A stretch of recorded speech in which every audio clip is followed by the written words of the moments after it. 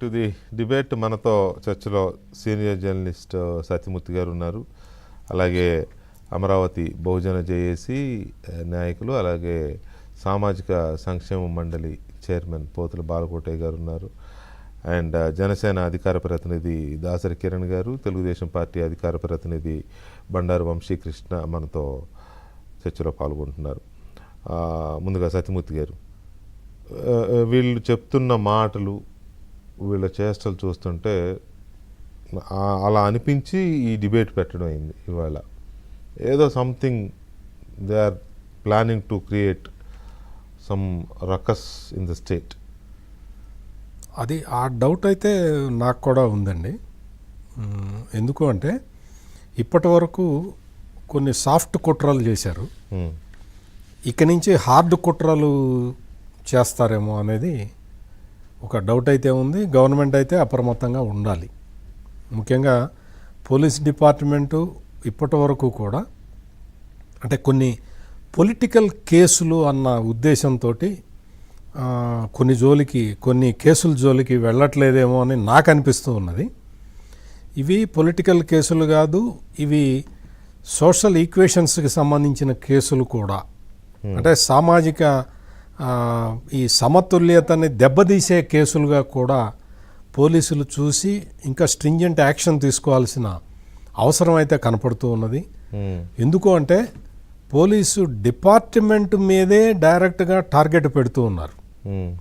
Police డిపార్ట్మెంట్ని target చేస్తే తప్ప రాష్ట్రంలో శాంతి భద్రతలకి విఘాతం కల్పించటం సాధ్యం కాదు అన్న ఒక నిర్ణయానికి వచ్చినట్టుగా కనపడుతూ ఉన్నారు. మొదటి నుంచి కూడా పోలీసుల్ని బట్టలిప్పదీసి కొడతాము అన్న డైలాగులతోటే మొదలుపెట్టి దాన్ని కంటిన్యూ చేస్తూ ఉన్నారు. దాంతో పోలీసులు కూడా ఏంటి అంటే వాళ్ళది ఇది సోషల్ రెస్పాన్సిబిలిటీగా వాళ్ళు టేకప్ చేయాల్సిన అవసరం అయితే ఖచ్చితంగా ఉందండి. ఎందుకంటే ఇప్పుడు ఇప్పటివరకు జరిగినవన్నీ పొలిటికల్ కుట్రలు. ఇందాక మీరు చూపించారు కదా, పవన్ కళ్యాణ్ గీసేసిన అగ్గిపుల్ల, లేకపోతే అరిగిపోయిన సబ్బు బిళ్ళ, ఇటువంటి కథలు చెప్పడం కాదు కదా.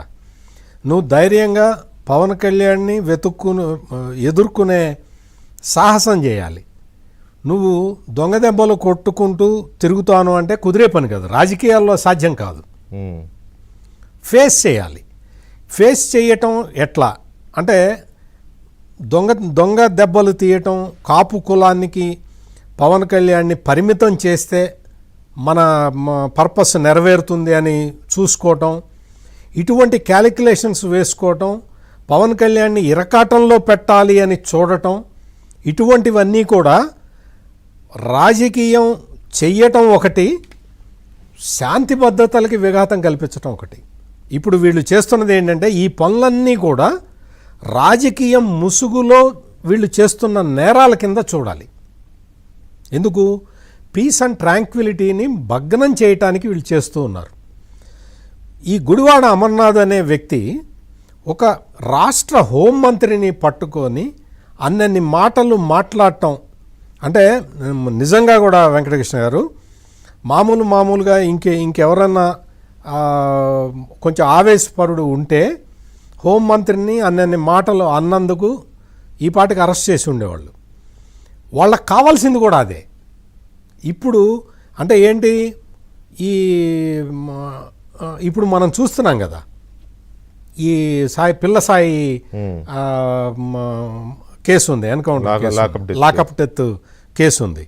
ఈ లాకప్ డెత్ కేసులో వాళ్ళు ముందరొచ్చి వాళ్ళే కొన్ని విషయాలు బయటికి తీసుకొస్తారు. కులానికి ముడిపెట్టిందే వాళ్ళు కదా. ఇప్పుడు వచ్చి పేరుని నానేమంటాడంటే కులానికి ముడిపెట్టి మాట్లాడుతున్నాడు చంద్రబాబు నాయుడు అంటాడు. అదేంటో అర్థం కాదు. అంటే వీళ్ళు చేసిన రాజకీయాన్ని పక్క వాళ్ళకి ఆపాదించడం అనమాట. అట్లా హోంమంత్రిని తిడితే అంటే మామూలుగా ఎక్కడ చూసినా కానీ శాంతి భద్రతలకు విఘాతం కలిగించడానికి ప్రయత్నం చేస్తూ ఉంటే ఈ వైఎస్ఆర్ కాంగ్రెస్ పార్టీ సక్సెస్ కావట్లా. అందుకని డైరెక్ట్గా హోంమంత్రిని టార్గెట్ చేసింది. హోంమంత్రిని టార్గెట్ చేసి హోంమంత్రి మీద వ్యక్తిగత విమర్శలు చేయడం ద్వారా ఏదన్నా యాక్షన్ తీసుకుంటే దాని మీద ఉద్యమం చేద్దామని ప్లాన్లు వేసుకున్నారు. అంటే ఇటువంటి అది అది కాల అగిపుల్ల వెలగట్ల. ఉమ్, ముట్టే గడ్డివాము ఉంది, కిరసనాయిలు ఉంది, కానీ అగిపుల్ల వెలగట్ల. అగిపుల్ల వెలిగించటానికి వాళ్ళు ఇంత ప్రయత్నం చేస్తూ ఉన్నారు. ఇది ఇప్పుడు సెకండ్ హాఫ్ మీరు చెప్పినట్టు మీరు ఎక్స్ప్రెస్ చేసిన డౌట్ కరెక్టే. సెకండ్ హాఫ్ సెకండ్ హాఫ్ ఎందుకన్నాడు అనేది వెళ్ళే ముందు ఒకసారి బాలకోటే గారితో మాట్లాడదాం. బాలకోటే గారు నమస్కారం.